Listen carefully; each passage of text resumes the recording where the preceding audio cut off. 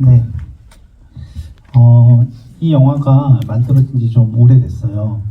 이제 2020년에, 이제 2022년 전에 부산국제영화제에서 첫 상영을 했는데, 2018년부터, 2018년 초부터 이제 기획되었다가, 2020년 10월에 부산영화제에서 프리미어하고, 서독제, 작년에 무진산골영화제 개막작, 그리고 개봉까지 왔는데, 그동안 관객들을 저희가 만날 때마다 코로나가 있고 또 비도 많이 올 때도 있었고 이래가지고 되게 관객 여러분들 만나기 어려웠는데 이렇게 함께 해주셔서 진심으로 감사하다는 말씀 드립니다. 네, 먼저 감독님 한 말씀, 소감 한 말씀 듣고 관객과의 대화 시작하겠고요. 관객과의 대화는 제가 여기 단톡방 마련되어 있으니까 거기에 질문, 소감 말씀해 주시면 제가 읽어가면서 질문 드리도록 하겠습니다. 네, 감독님. 네, 안녕하세요. 저는 달이 지는 밤의 파트 1을 연출한 김종관이라고 합니다. 만나서 반갑습니다.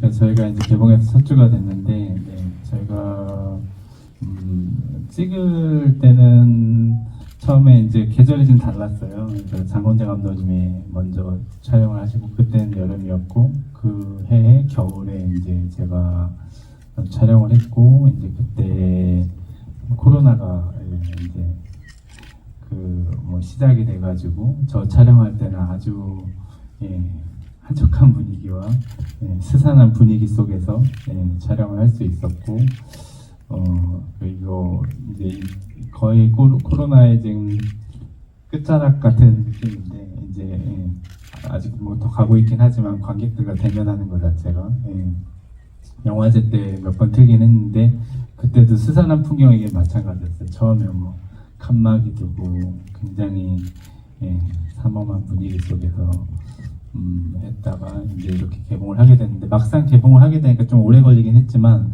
마음이 편안해요. 어느 때보다 제가 다른 영화를 개봉할 때보다 더 편안하게 좀 진솔하게 관객들을 만날 수 있겠구나. 스코어나 수치적인 것들을 생각하지 않고 또 여러 같이 한 감독님 또 진행한 프로그래머님 우리 배우들이랑 함께 더 진솔하게 관객분들을 만나는 그런 시간이 되지 않을까 이런 생각이 들고 있습니다. 감사합니다.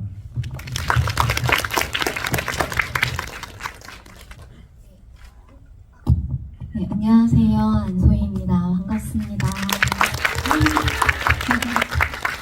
네, 저희 영화가 개봉을 하기까지 시간도 걸리고 또 여러 일들도 있고 했는데 이렇게 오랜만에 관객들을 만날 수 있고 또 제 작품이 영화에 관해서 이렇게 상영을 되는 이런 시간이어서 너무너무 좋고요. 또 그 작품이 달이 지는 밤이라는 작품이어서 너무너무 더 감사하고 너무 좋습니다. 오늘 귀한 시간 내주셨는데 다양한 이야기들, 많은 이야기들 함께 나누었으면 좋겠어요. 감사합니다. 네, 안녕하세요. 저는 그 달이 지는 밤의 두 번째 파트를 연출한 장건재라고 합니다.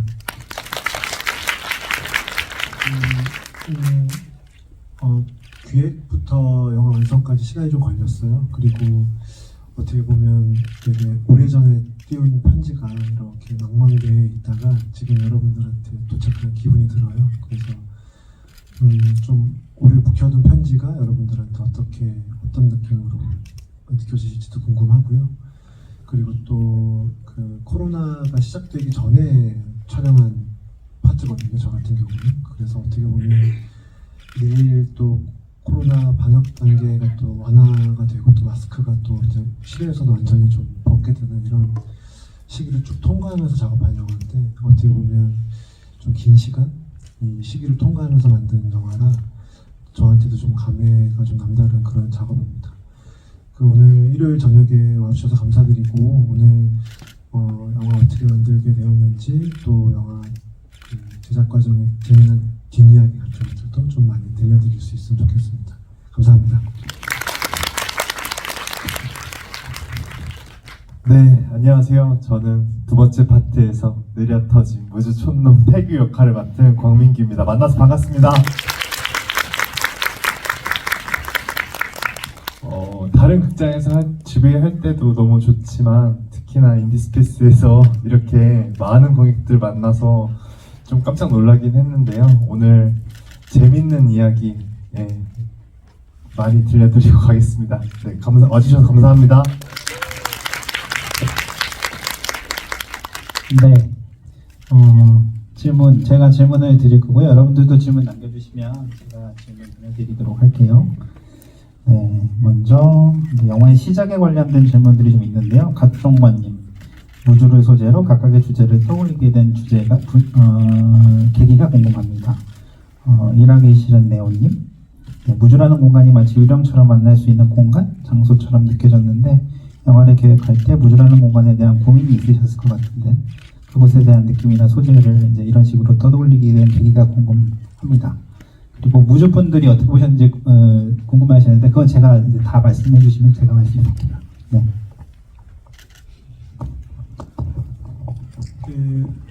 이 영화는 그 무주 산골 영화제에서 제작한 영화예요. 그래서 김종환 감독님하고 저하고 각각의 무주 산골 영화제와의 좀 작은 인연들이 있었고 이 조지훈 프로그래머님이 또 이 영화의 프로듀서이시기도 하거든요. 그래서 저희한테 제안을 해주셨고 그 제안의 조건들이 좀 약하게 있었어요. 무주에서 촬영했으면 좋겠고 그리고 또 어떤 식으로든 무주의 국민들께서 출연하시거나 같이 만들었으면 좋겠다라고 제안해 주셔가지고 그걸 수락하고 작업하게 된 영화예요. 그리고 또 두 감독이 서로 이 영화의 어떤 작업 과정에서 서로 그 내외적으로 좀 서로 협업하면서 만들었으면 좋겠다. 그래서 각각의 독립된 영화이기도 하지만 또 두 영화가 한데 모였을 때 좀 완전한 이야기가 될 수 있는 그런 식의 옴니버스 작업을 기대하고 작업한 영화거든요. 그래서 저 같은 경우는 무주를 이제 영화제 때문에 오가긴 했는데 또 막상 영화를 또 만들려고 하니 어떤 이야기를 또 이 안에서 펼칠까 하는 고민이 있었어요. 그래서 여러 가지 답사도 가보고 또 저희 짧게 이 영화를 촬영하기 전에 이 영화에 대한 짧은 트레일러 같은 작업도 했었거든요. 그러면서 이제 이 공간을 좀 탐구하는 시간이 있었고 또 저 개인적으로는 무주에 살고 있는 사람의 좀 이야기를 좀 해보고 싶다. 그 외부자의 시선이라던가 방문자의 시선이 아니라 이 무주라는 땅에서 털을 잡고 사는 사람들의 이야기로 좀 펼쳐보자라고 해서 이제 이야기를 조금씩 만들었고 또 그런 과정들을 또 조지훈 프로그래머님하고 또 김종환 감독님하고 서로 계속 브레인스토밍을 하면서 그 빌드업을 시켜나갔습니다. 그래서 촬영은 말씀 앞서서 하신 것처럼 제가 여름에 했는데 이제 이렇게 풍성하게 사람들이 많이 등장하고 이럴 수 있었던 건 이제 그 당시에는 코로나가 오기 전이었어요. 코로나 바이러스가 퍼지기 전이어서 그 무주를 배경으로 그 여름에 여러 사람들과 좀 그 생명력이 넘치는 그런 여름을 좀 담을 수 있었던 것 같고요. 그리고 이제 그 해를 넘기면서 이제 촬영을 이제 시작하셨는데 그때는 또 이제 코로나 시기였기 때문에 조금 다른 풍경이 담겼다고 생각이 들고 제가 이제 촬영을 하고 막 편집을 하고 이런 단계에서 김종환 감독님하고 계속 이야기를 나누고 어떤 장소에서 찍었는지 또 그 장소를 좀 겹치게 일부러 또 로케이션을 찾은 경우도 있고 이러면서 계속 하나씩 한 단계 한 단계 이렇게 쌓아가면서 만든 작업이라고 할 수 있습니다. 감독님이 이제 큰 이야기는 해주셨고, 그래서 그렇게 무주에 대해서 이제 또 근데 저는 이제 약간 무주란 공간을 또 그 전에 자주 갔었어요. 그 영화제 때 갔을 때 그 공간의 어떤 힘, 그 산세와 그 마을과 그 숲과 이런 힘들에 먼저 좀 매력을 느꼈고. 저희가 이야기를 할 때 삶과 죽음에 대한 테마들로 이야기하는 것에 관심이 있다라는 것들이 있으면서 우주라는 공간에 또 하나의 같이 엮어서 할 수 있는 이야기가 되고 또 처음부터 뭐 그렇게 하려고 한 건 아니었지만 서로 이제 다른 계절의 무주를 담게 되면서 좀 의미가 있어진다라는 생각이 들었어요. 장건재 감독님이 먼저 여름의 무주 공간을 찍고 그 다음에 제가 이제 감독님의 영화 편집본을 봤었거든요. 제가 그 전에 이제 내용은 나와 있었지만 거기에는 공간들을 같이 쓰면서 다른 계절의 다른 이야기에 담기면 또 관객들이 또 의미적으로 좀 재미있는 생각들을 할 수 있지 않을까 그런 생각들이 들면서 그러면서 이제 촬영을 했고 제가 이제 뭐 내용도 그렇지만 코로나 상황도 있었고 그게 힘든 상황이긴 했어요. 근데 그래서 어떻게 보면 이 더 텅 빈 공간을 더 텅 빈 느낌으로 찍으면서 좀 내용과는 좀 맞는 공교롭게도 맞는 진행의 그런 느낌으로 이제 촬영을 하게 됐었습니다. 네. 꽤 오랜 시간 만나서 이렇게 서로 의견을 주고받고 그리고 두 작품이 동시에 촬영되지 않고 한 작품이 먼저 촬영되고 나중에 촬영되면서 더더욱 두 편의 어떤 연결 지점들을 좀 만들어 낼 수 있는 어떤 그런 시간들이 되었던 것 같고요. 그 과정에서 되게 또 즐거운 시간들이었던 것 같아요. 그 소희 배우님 질문 있는데요. 얼굴 마사지하는 제이지님, 네. 싱글라이더에 이어 두 번째 망자 역할을 맡으셨는데 소감이 어떠신지 궁금합니다. 이런 질문이 있네요.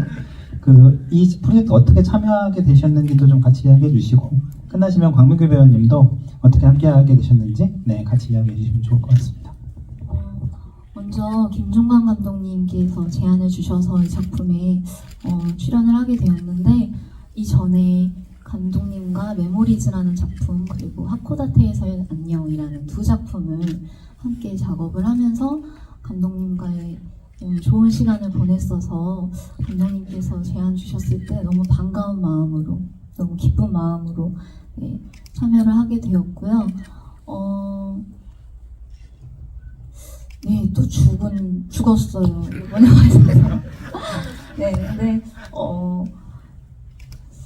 글쎄요, 이 영혼 캐릭터만에서 또 할 수 있는, 보여줄 수 있는 점들이 분명 있다고 생각을 해요. 그리고 영화에서만이 할 수 있는 캐릭터이기 때문에 저는 이런 캐릭터의 제안이 왔을 때 저는 더 재밌게 생각을 하고 작품을 참여하기 때문에 또 죽어도 좋아요. 네. 네, 저도 어느 날 갑자기 장원재 감독님께 러브콜이 왔습니다. 그래서 인사동 찻집에서 만나서 이러이러한 우주에서 기획되고 있는 프로젝트가 있는데 이 프로젝트에 민규 배우가 출연했으면 좋겠다고 말씀을 하셨고 저는 이 작품에 참여하지 않을 이유가 없었던 것 같아요. 감독님 그전부터 제가 좋아하고 동경했었고 또 함께 출연하는 배우가 또 저와 학교 동문인 또 강진아 배우인데 강진아 배우와는 또 한 번도 작업을 해본 적이 없었거든요. 그래서 더 궁금하고 이거는 약간 오늘 처음 드리는 얘기인데 학교 친구들이 강진아 배우와 광민규 배우가 연인으로 나온다는 얘기에 그거 상상이 되나? 약간 왜냐면 우리를 오래 봐왔던 사람들은 그래서 제가 본때를 보여줘야겠다 생각을 해서 열심히 또 작업에 참여했던 기억이 나고 유독 저는 시골에서 촬영하는 인연이 많은 것 같아요.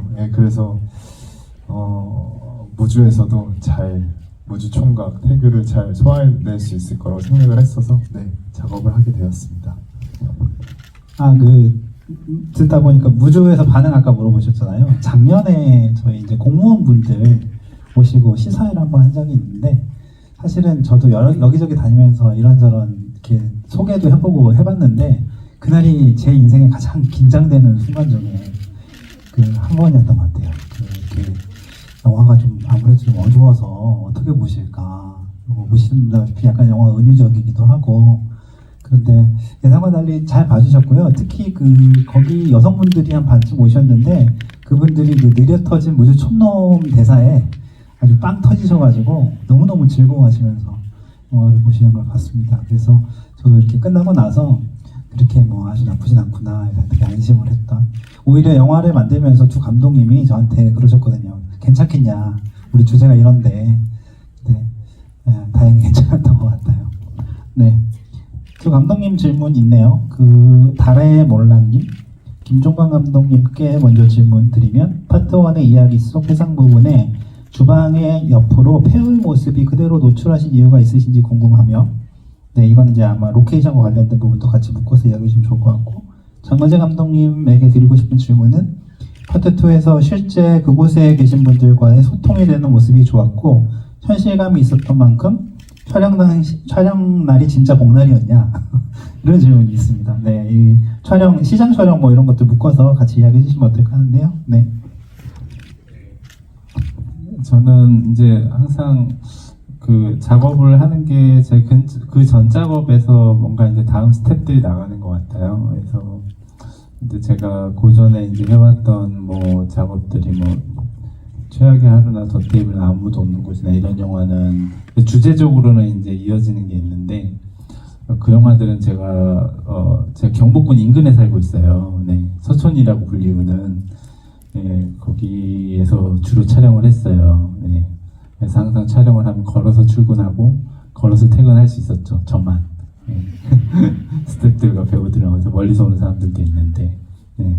그렇게 미안한 촬영을 하다가 조제란 영화를 하면서 이제 처음 이제 지방 촬영을 다니고 그때 이제 조제의 집을 찾으려고 빈 집들을 많이 찾으러 다녔어요. 예, 지방에 있는 무주도 굉장히 많은 빈 집들이 있고 근데 그 빈 집들을 가면은 다 누군가가 살던 자취? 저희 이거 영어 제목이 베스티지 자취 흔적 이런 느낌인데 이런 제목인데 그런 자취들이 있잖아요.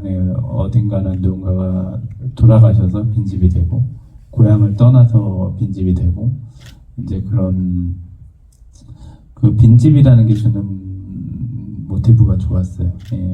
거기에서 항상 누군가가 살던 걸 생각하게 되잖아요. 그래서 우리 장면에서도 그 빈집을 그대로 두고 거기에 영국 무대처럼 환영처럼 과거의 이미지들이 이렇게 흘러나오면 좋지 않을까. 그리고 이제 그 무주에 우리가 로케이션으로 찾은 집도 그렇게 그 언덕에 이제 축대 위에 있는 집이었는데 거기는 다행히 뭐 아주 슬픈 사연이 있는 건 아니고 좀 슬픈 사연일 수는 있죠. 비가 많이 와서 수해 때문에 한쪽 벽이 이제 축대랑 무너지면서 이제 드러나서 거기 살고 계신 분들이 다른 곳으로 이주를 하신 거예요.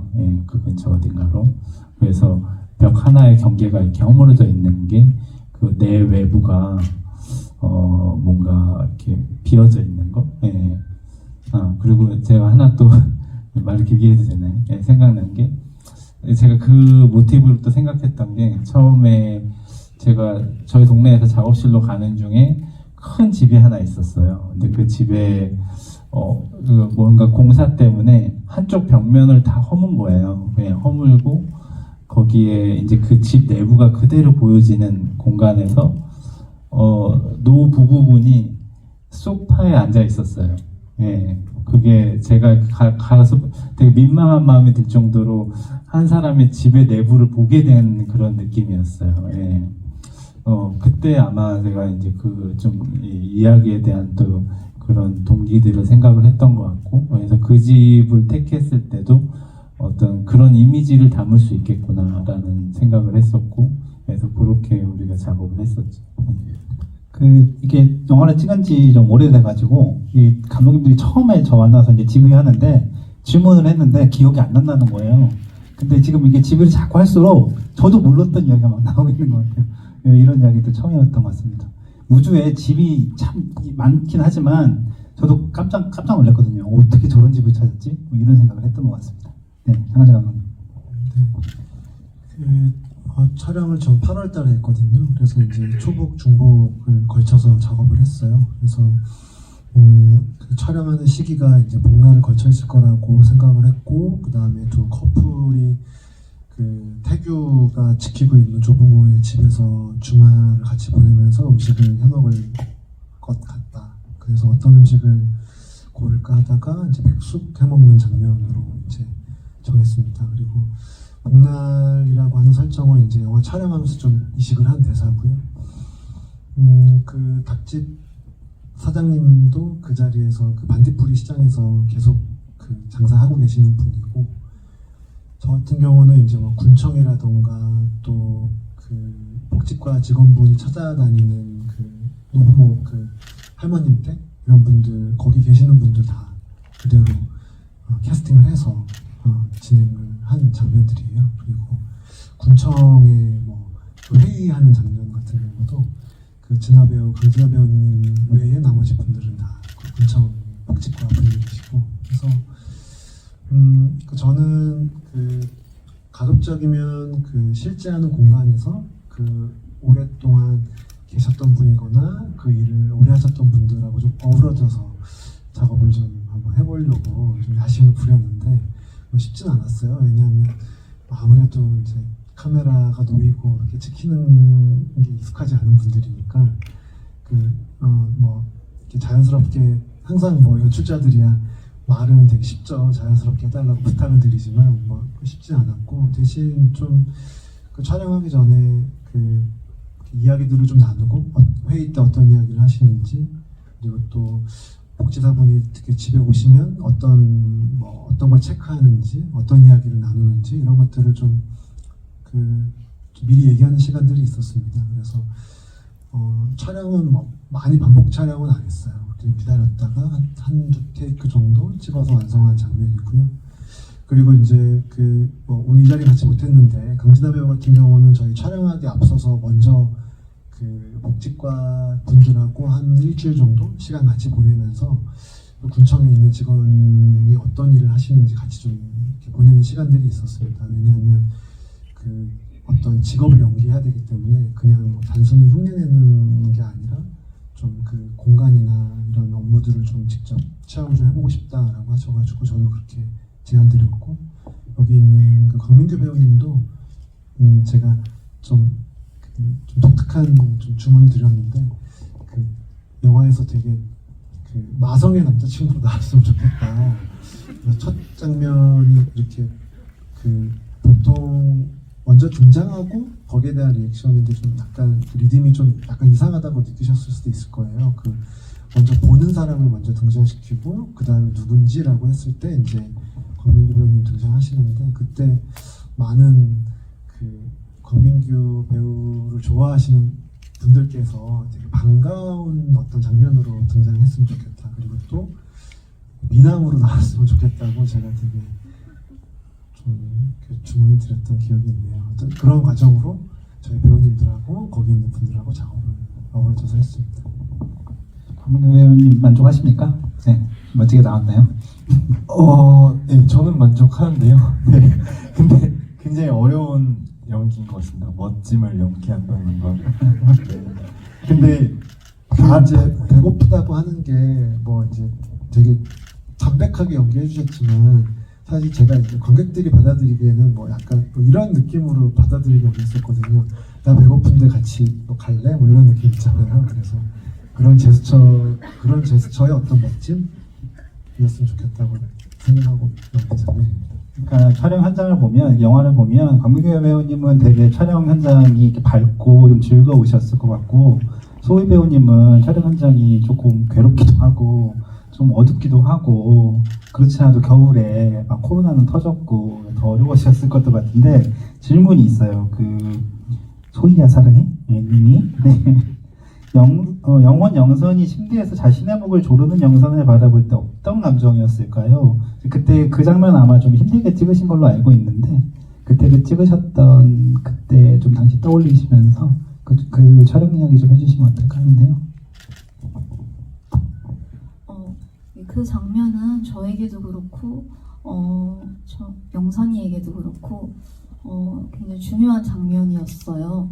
영선이라는 친구가 왜 저희 영화가 전반적으로 대사가 많지 않기 때문에 좀 더 설명이 많다라고는 얘기는 할 수 없는 영화이지만, 그 장면들에서 배우들이 하는 행동들로 관객분들이 다양하게 생각을 하실 수 있게 하는 영화라고 생각을 하는데, 그 장면이 보시는 분들에게 이 친구가 어떤 이유로 저런 행동을 했을까, 여러 가지로 생각할 수 있게끔, 또 엄마와 딸과의 어떤 이야기들이 있었기에 저 친구가 저렇게 되었을까 하는 생각들을 또 할 수 있게끔 도와주는 중요한 장면이라고 생각을 해서 감독님하고도 얘기를 많이 나누면서 촬영을 했던 기억이 있는데요. 행동은 굉장히 강렬하고 좀 무서운 행동이긴 하지만 보여줬을 때 마냥 조금 너무 무섭고 세기만 어렵게 다가가기보다는 조금 아름다워 보이기도 하는 그런 좀 뭐랄까요, 무용적인 모습으로도 비춰질 수 있게끔 모션이 있었으면 좋겠다 해서 움직임을 많이 연구하고 만들어가면서 촬영을 했는데요. 저는 그 장면이 힘들기보다는 그런 과정들을 배우로서 할 수 있었다는 거에 되게 재밌었고 뜻깊은 장면이었어요. 네. 박수 한번 쳐주시죠. 네. 같이 말씀드려야죠. 네. 광민규 배우님 질문 있어요. 이거는 조금 그 태규가 할아버지에 대한 꿈과 그와 관련된 할머니에 대한 일상을 엮어서 이야기를 하는데 배우님께서도 뭔가 꿈과 일상이 연결되어 있는 게 아닐까 하고 놀랍거나 의심했던 순간이 있었나요? 이거 왜 좀 우리 앞에서 그 앞에 행사할 때 귀신 본 적 있냐고 어떤 분이 물어보셨는데 예, 약간 좀 꿈 같기도 하고 뭐 이런 순간들이 있었는지. 네. 어려운 질문이네요. 네. 네. 다른 거 생각나는 것보다 갑자기 제가 좋아하는 영화가 생각이 났어요. 저가 수면의 과학이라는 영화를 굉장히 좋아하거든요. 그게 꿈과 현실을 구분하지 못하는 어떤 스테판이라는 남자 주인공의 이야기인데 가끔 인물을 연기할 때 그 영화 속 인물과 저 그냥 자연인 광민규를 비교하면서 또 연기할 때 도움이 많이 되거든요. 저에서 어떤 거를 좀 더 담으면 태교가 되고 어떤 걸 좀 빼면 태교가 되고 뭔가 이런 거. 꿈과 현실이란 질문과 완전히 맞닿아 있지는 않지만 저한테는 영화 속이 또 다른 세계이기 때문에 이 답변이 됐으면 좋겠다는 생각을 했습니다. 네. 그 어떤 분이 초반에 그 시사하고 나서 그 평을 좀 올려주신 걸 보다가 좀 인상적인 걸 봤었는데요. 거기 그렇게 써 있었어요. 이 영화 재미없다. 그런데 나도 돌아가신 할아버지 할머니를 본다. 그래서 재밌기는커녕 나한테는 이렇게 되게 그립고 이런 감정을 불러일으켰다. 영화가 그런 표현을 해주셨거든요.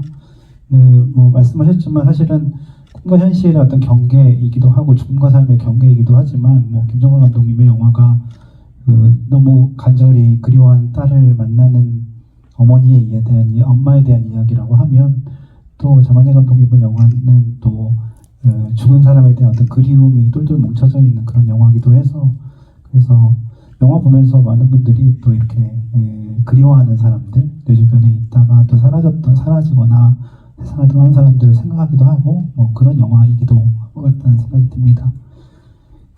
지금까지 받았던 질문 중에 한 번도 안 나오는 질문이 있어서 제가 좀 드려볼게요. 두 감독님은 다른 감독? 배우님의 에피소드에서 어떤 부분이 제일로 좋으셨나요? 질문이 있는데 아니면 뭐 딱히 대답하시기 그러면 본인 출연했던 영화 안에서도 좋습니다.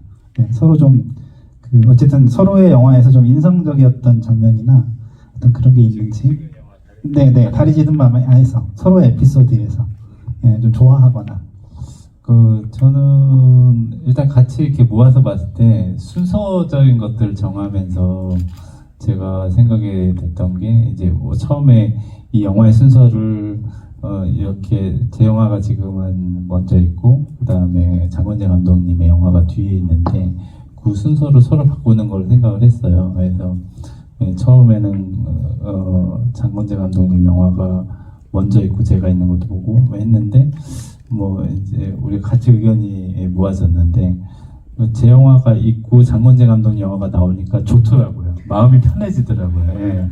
뭔가 이렇게 얼어 있고 뭔가 이렇게 굳어 있고 차갑고 이런 것들을 보다가 그 생명력이 느껴지는 그 장면으로 이렇게 딱 보니까 아, 관객 입장에서 이렇게 보면 되게 편하게 볼 수 있겠구나. 그래서 일단은 그런 계절감이 느껴지는 어떤 장면들이 먼저 떠올라요. 저는 이렇게 그래서 새벽에 고추 나가가지고 그 농사하고 하는 거 있잖아요. 예.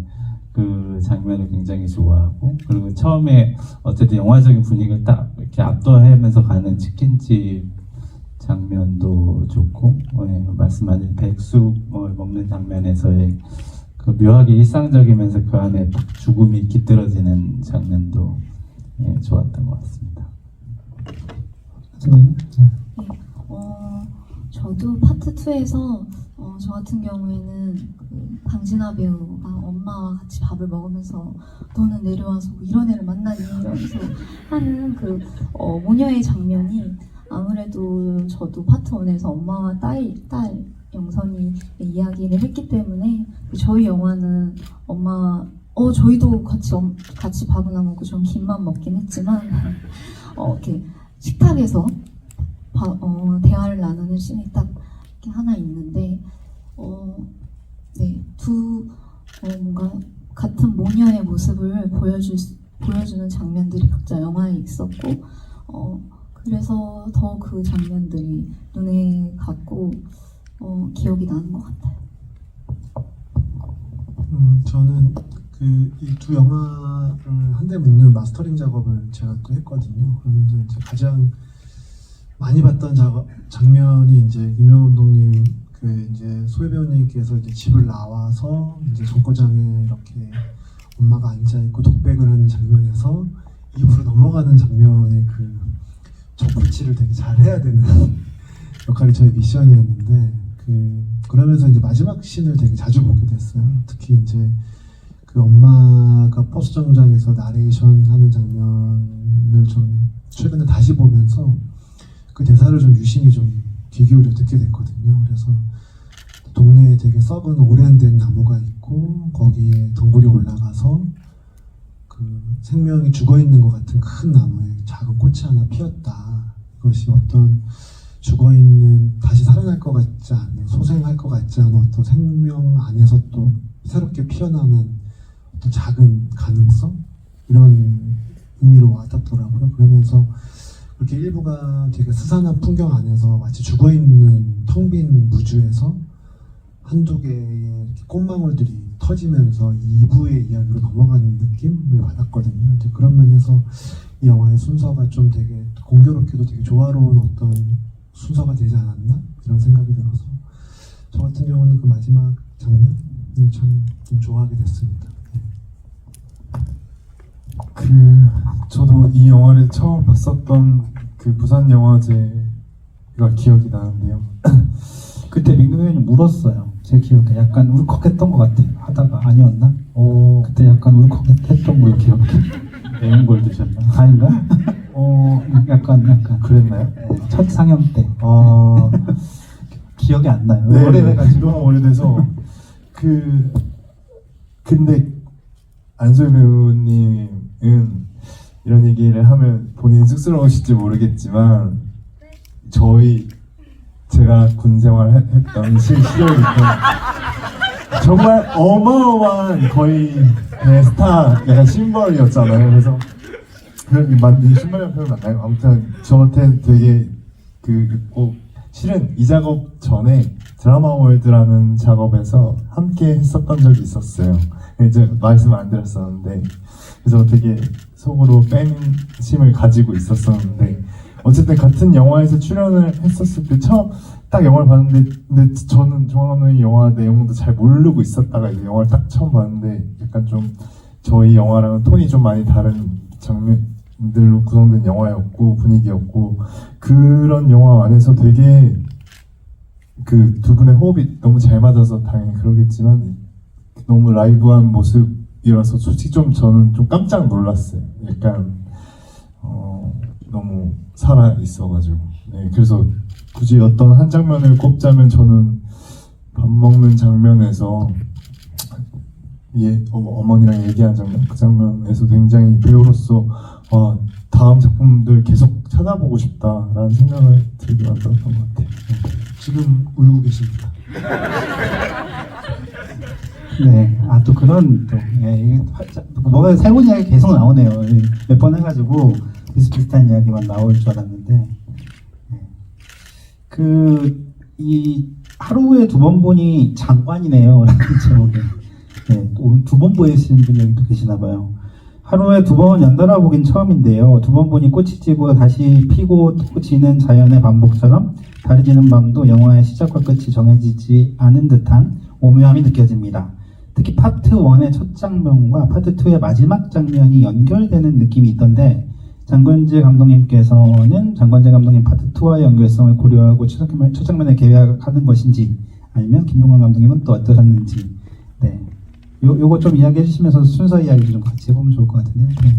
네, 원래는 이제 순서가 어디로 갈지는 몰랐죠. 몰랐는데 아마도 그때 뭐 얘기에서는 처음에 좀 제가 뒤로 가는 순서에 대한 얘기를 해주셨던 것 같아요. 그래가지고 감독님 영화의 공간들을 제가 이제 다시 찾아다니면서 그 공간들에서 다른 이야기를 이제 몇 개는 찍었는데 그러면서 이제 감독님 영화의 엔딩 공간이 굉장히 인상적이니까 그거를 제가 인트로로 열어야겠다. 그러면은 감독님 영화의 공간이 끝나고 같은 공간에 텅 빈 그 공간을 넘어가면서 좀 영화적인 브릿지가 되지 않을까라는 생각을 했었는데 아까 말씀드렸던 것처럼 여러 가지 요인에서 순서가 바뀌면서 제가 만든 영화 속에서 공간이 열리고 거기에 또 그 망자들이 걸어가는 그 엔딩으로 공간을 닫는 게 또 다른 느낌에서 우리가 예상하지 않은 되게 좋은 뭔가가 만들어지는구나.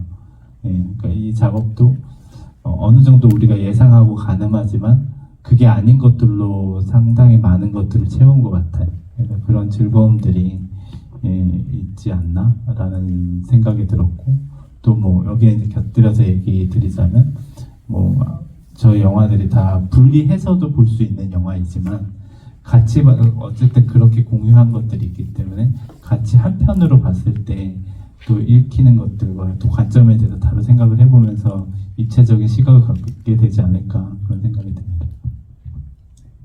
장건재 감독님? 네. 그 엔딩 장면은 이 영화의 어떤 기억의 방식이든 아니면 망자의 형태로건 등장했던 사람들을 다 한 장소에 모아서 어디론가 이렇게 좀 걸어가는 장면, 소멸된 듯이 사라지는 어떤 그런 장면을 좀 만들어보고 싶었거든요. 그래서 그 장면에 처음 등장하시는 뭐 무주에 계시는 주민분도 계시고 사실 여기 무지영화제 스태프분들도 배우로 출연해 주셨는데 뭐 아버지라던가 또 민재를 찾아온 친구 경윤 이런 사람들이 같이 등장을 해요. 그래서 마지막 장면에 그 인물들이 이제 좀 그리고 또 깊은 새벽에 또 할머니 할아버지도 마찬가지고요. 그래서 좀 그런 분들의 모습을 좀 한데 담아보고 싶은 그런 장면이었습니다. 네, 저희가 순서를 정할 때 그런 걸 좀 생각했던 것 같아요. 그러니까 원래 이렇게 이 찍은 순서대로 하면 지금 끝난 공간을 받아서 이제 뒷영화가 하는 거였지만 그 순서를 또 바꿔놓고 보니까 영화와 시작의 끝이 같은 공간에서 시작해서 같은 공간으로 끝나는 구성이 되면서 영화가 이게 처음과 끝이 물리고 하나의 공간의 다른 시간대의 이야기, 두 개의 이야기 이렇게 보여는 것 같아서 또 나름대로 그런 것도 또 의미가 있지 않나 이런 생각들을 하면서 했던 것 같습니다. 좀 연장선상에서 비슷한 질문이긴 한데 장건재 감독님은 답변을 해주신 것도 같고 그 두 영화를 관통하는 내용이 걸음이라고 해석을 하셨는데 이 걸음에 대해서 생각해 주실 수 있을까요? 죽음을 인정하는 걸음일까요? 아니면 무언가를 놓아주는 걸음일까요? 이제 소희 배우님이 이제 걸어가잖아요. 엄마를 만나러. 그 걸음걸이에 대한 어떤 그 장면에 대한 얘기를 해주시면 어떨까 하는데. 그리고 제 영화가 유독 걷는 장면을 제가 좀 좋아하고 많이 찍는 장면인데 이 영화에서는 어쨌든 엄마의 걸음이 있고 그 다음에 이제 딸의 걸음이 있는데 저는 이 영화에서 그 움직임이 중요했어요. 사람이 주는 움직임이 그래서 그 걸음도 이제 그런 거로 활용하고 싶었고 거기에서 이제 고민을 많이 했던 것 같아요. 그 살아있는 사람과 삶과 죽음의 차이, 그들의 어떤 약간 분리되어 있는 느낌, 같은 공간이지만 같이 볼 수 있지만 같이 공유할 수 없는 서로 먼 거리에 있는 느낌, 그런 것들을 우리가 아까 목 조르는 씬이나 그 안에서 자기의 과거들을 또 지켜보는 영선이 자기 흘러간 과거를 뭐 옛날 TV나 연극을 보듯이 지켜보고 그 걷고 하는 행위 자체가 좀 시적이면 좋겠다 그런 생각을 했었고 거기에 대한 어떤 느낌들을 위해서 많이 했었고 저번에도 말씀드렸는데 그래서 걷는 장면을 우리 계속 찍었잖아요.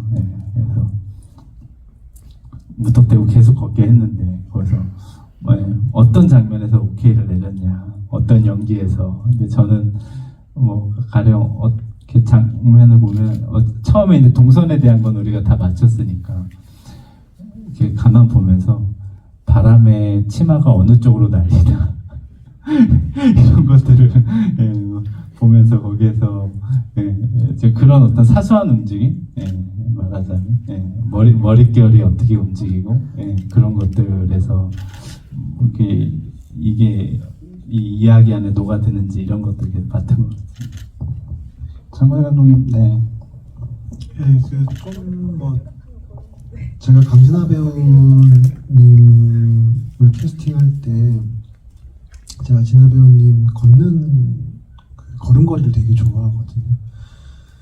특히 그 한강에게라는 작업을 보면 첫 장면이 이제 성큼성큼 걸으면서 영화가 시작이 되는데 그 키가 되게 크세요. 되게 크고 되게 보폭이 넓어서 그 사회복지사분하고 이렇게 그 할머니 집 들어가는 장면 부감숏에서 그 제가 걸음걸이를 천천히 부탁을 거듭 드려도 그 키가 좀 마담하신 선생님이 못 따라가시더라고요. 그만큼 되게 보폭이 되게 씩씩하고 되게 건강한 되게 생명력 넘치는 걸음걸이라고나 할까요?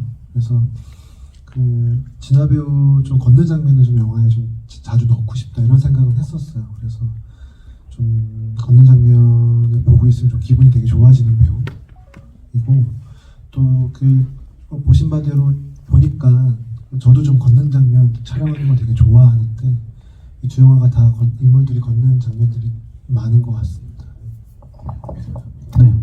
저는 오늘 처음 알았어요. 걸을 때 처음 걷는 장면이 집에서 제가 이제 나가는 장면 뒷모습을 찍었던 게 처음 제가 걷는 씬 중에 하나였는데 첫 촬영이었는데 몇 테이크를 갔거든요. 한 번에 오케이가 안 나고.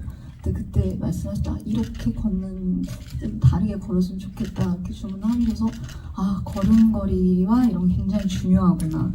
이러면서 저는 매 걷는 씬을 굉장히 걷는 그 발 모습, 이 발의 이 모습, 제 몸 이런 걸 생각하며 걸었는데 바람과 흩날리는 제 머릿결을 보셨다고 하셔서 깜짝 놀랐지만 저도 제가 걷는 장면 중에 하나 제일 좋아하는 장면이 있는데요. 그 거리에서 제가 혼자 이렇게 집에 나와서 버스 정류장까지 가기 전에 이 무풍 마을의 거리를 걷는 영선의 장면인데 그때가 말씀하신 바람과 함께 바람이 굉장히 많이 불어서 그 걸으면서 바람을 맞으면서 걷는 영선이 그 부는 바람 그리고 사람이 아무도 없는 그 쓸쓸한 거리 이런 그 모든 게 다 잘 맞아서 하나의 장면을 멋지게 만들어준 것 같아서 저도 그 장면이 걷는 장면이 굉장히 기억이 많이 남아요. 네, 맞아요. 첫 씬은 바람은 아니었고 거기에서는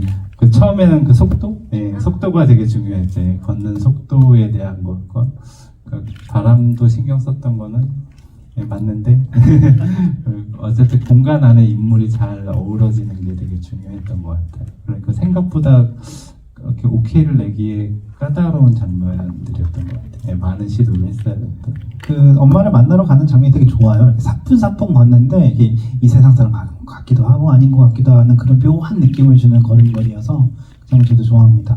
광민규 배우님은 촬영하시면서 되게 잘 드시고 네, 이렇게 좋으셨을 것 같은 생각이 드는데 네. 혹시 뭐 이렇게 기억나는 촬영 장면이나 현장에서 좀 재밌었던 촬영 장면? 그 백숙 장면도 너무 좋고 네네. 그 오늘은 걸음에 대해서 이야기를 하고 있다 보니까 그 시장에서 찍었던 장면이 생각이 나는데요. 그 말씀하신 대로 진아 배우님 키가 크시고 되게 씩씩하신 걸음인데 그 제가 관성이 있나 봐요. 좀 약간 어정어정 걷는 저는 관성이 있었는데 감독님 기억나실지 모르겠는데 저한테 약간 이렇게 반듯하게 걸었으면 좋겠다. 그 걸음에서도 저한테도 그런 참한 무주총각의 네 그런 디렉션을 주셨던 것 같아요. 왜냐면 이태규란 인물을 어쨌든 감독님 되게 멋지게 그리고 싶어 하셨었고 저도 거기 따라가고 싶어서 그 걸음에서 약간 몇 테이크를 더 갔었던 그리고 그 닭 사는 장면 진짜 재밌게 찍었어요.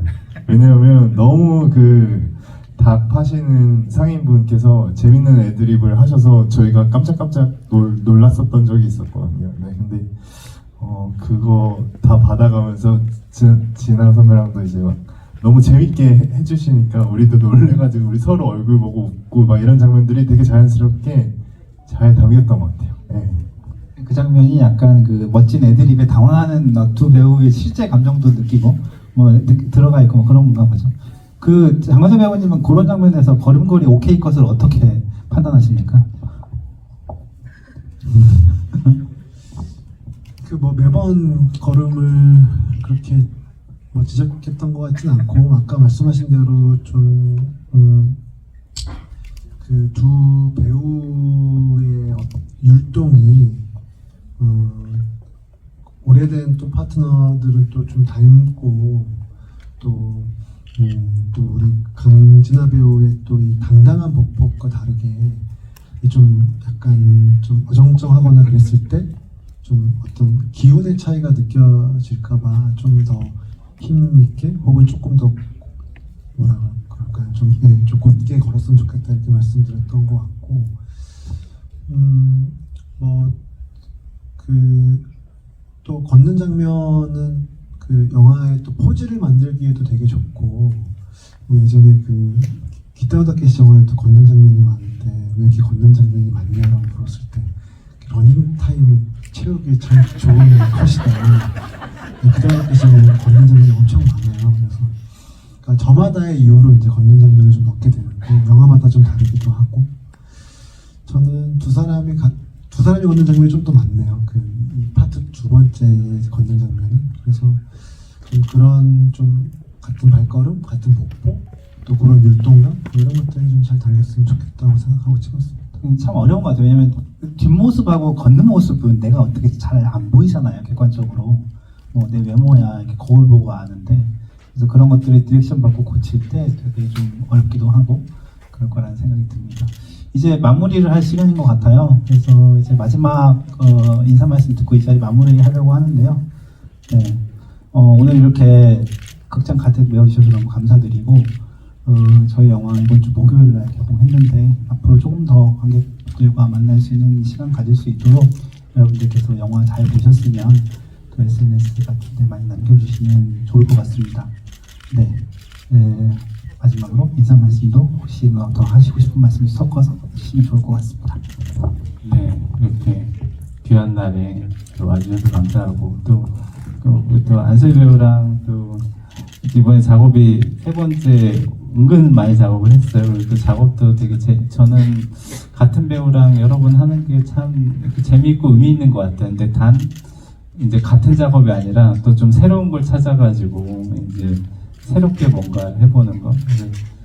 처음에는 목소리로 만났고 그 다음에 또 일반적인 어떤 연기로 만났고 이번에는 이 배우의 그 움직임을 좀 활용하고 싶다. 약간의 그런 톤과 그래서 무용은 아니지만 뭔가 그 움직임의 선으로 해볼 수 있는 걸 해보고 싶다 이런 생각을 했는데 그런 또 다른 또 즐거운 작업을 하면서 또 만나면 좋지 않을까 또 그 감독님과 또 민규 배우들도 같이 또 즐거운 작업으로 뭔가 해보면 좋지 않을까 생각이 들고 저희 영화가 이제 여름의 무주와 겨울의 무주가 있잖아요. 근데 요새 계절이 낮에는 장건재 감독님의 여름의 무주 같고 밤에는 제 영화의 겨울의 무주 같습니다. 그래서 저 영화를 보기에 지금 즐거운 때인 것 같아요.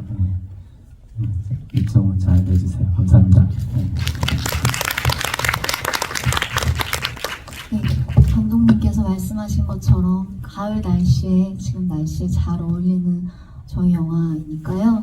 여러분들 저희 영화가 오랜만에 극장에서 만나 뵙는데 또 많은 분들과 만날 수 있도록 이야기도 많이 해주시고 또 생각나신다면 또 보러 와주세요. 와주셔서 감사하고요. 조심해서 돌아가세요. 감사합니다.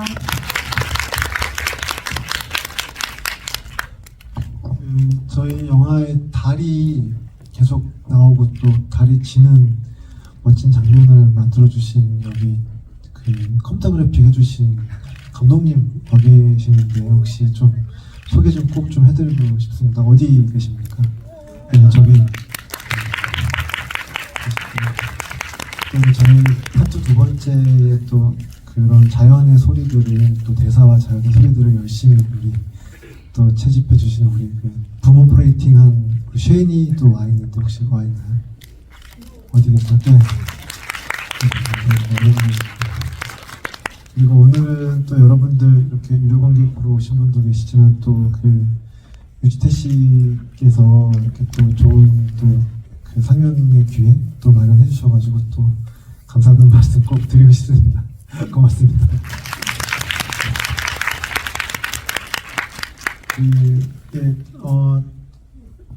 아까 강민규 배우님도 말씀하셨지만 다른 곳보다 인디스페이스에서 관객분들을 만나게 돼서 너무 반가워요. 감사드리고 그리고 또 일요일날 저녁에 이렇게 또 영화 찾아주셔가지고 또 더 감사한 마음이 큽니다. 건강하시고 그리고 또 저희 그 달이 지는 밤 상영 계속됩니다. 보러 와주셔도 감사드리고 또 그렇지 않더라도 또 다음 또 좋은 작업으로 또 뵐 수 있었으면 좋겠습니다. 고맙습니다.